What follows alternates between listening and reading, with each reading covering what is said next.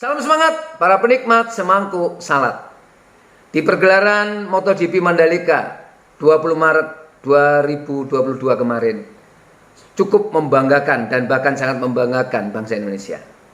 Banyak orang tertarik dengan adanya pawang hujan, tetapi saya lebih tertarik dengan pernyataan Miguel Oliveira, juara MotoGP dari Portugal, yang mendedikasikan kemenangan dan podium pertamanya di samping untuk putrinya tercinta, tetapi juga kepada Risman. Siapa itu Risman?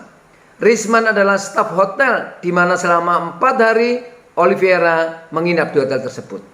Dan kenapa Oliveira sampai menyebut Risman dan bahkan mendedikasikan kemenangannya pada Risman?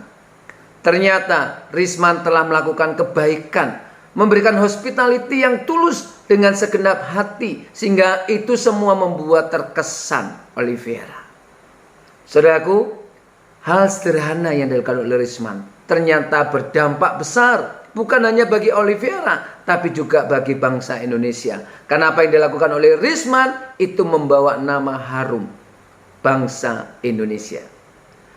Ada hal yang menarik juga di Alkitab, yang dinyatakan bukan oleh juara dunia, tetapi oleh Tuhan Yesus sendiri, untuk mengenang seorang perempuan yang notabene pada waktu zaman Yesus hidup adalah masyarakat nomor 2. Mari kita membaca Markus 14 ayat yang ke-9.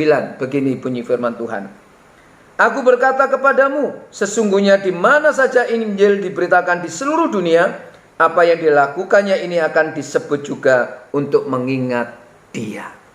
Apa yang telah dilakukan oleh perempuan ini, sampai-sampai Tuhan Yesus mengatakan dimanapun Injil diberitakan, semua akan mengingat apa yang telah dilakukan oleh perempuan ini. Mari kita membaca Markus 14 ayat yang ketiga. Kita tahu apa yang dilakukan oleh perempuan itu. Ketika Yesus berada di Betania di rumah Simon si kusta dan sedang duduk makan, datanglah seorang perempuan membawa suatu buli-buli pualam berisi minyak narmastu murni yang mahal harganya. Setelah dipecahkannya leher buli-buli itu, dicurahkannya minyak itu ke atas kepala Yesus. Saya yakin Risma dan perempuan ini tidak punya motif bahwa dia akan terkenal, bahwa namanya akan disebut, baik Risman oleh Oliveira maupun perempuan ini oleh Yesus.